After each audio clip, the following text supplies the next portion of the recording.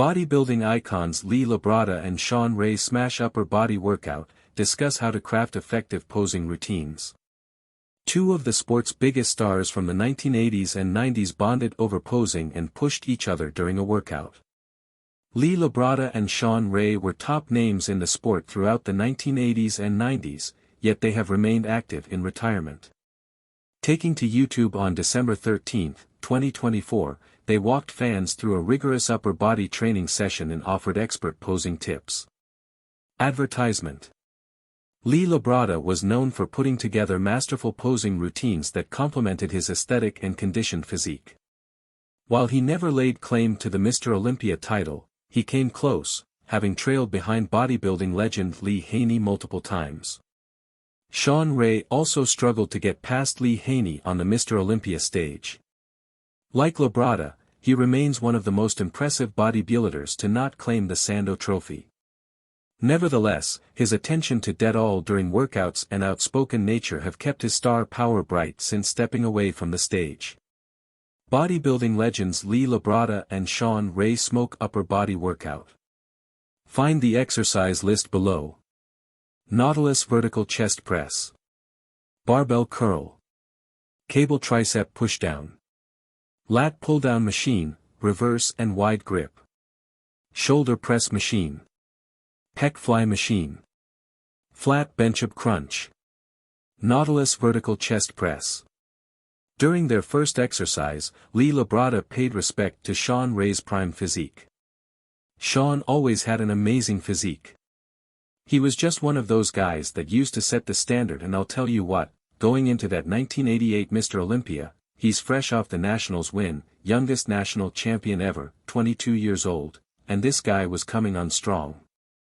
He had a great debut in Los Angeles, then, after that, it was 12 straight years of top 5 Mr. Olympia. Barbell curl. They reminisced about their time attempting to defeat 8-time Mr. Olympia Lee Haney. It was always motivational training around guys like this. It was one of those things that kept driving you, and we were both working hard to beat the likes of Lee Haney. Cable tricep pushdown. Before hitting cable tricep pushdowns, Shawn gave his thoughts on active competitors in today's era. The look is everything. This is all we have on YouTube now, is to go back and look at those routines. I think some of the guys, when they go back 10 to 20 years like we have, they'll wish they had a do-over. They'll wish they put in a little bit more time and effort, because I can watch the guys from the 80s and 90s, reverse and wide grip.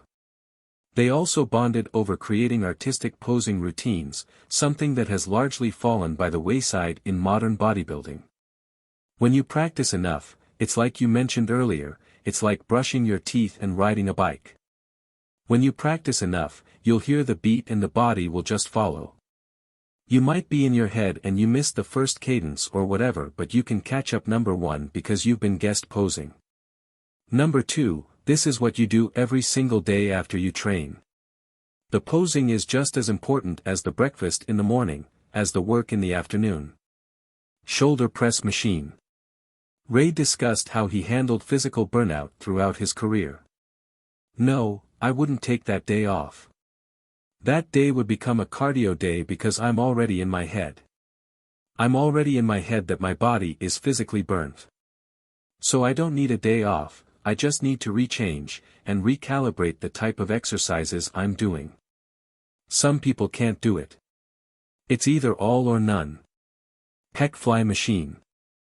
Focusing on a stretch and squeeze, likened the pec fly machine to cable crossovers, a crucial movement he utilized toward the end of bodybuilding preps. I've always said stretch and squeeze, right? That's my thing. This is very similar to a cable crossover standing up. That was a staple in my routine the last 4 weeks, said Ray.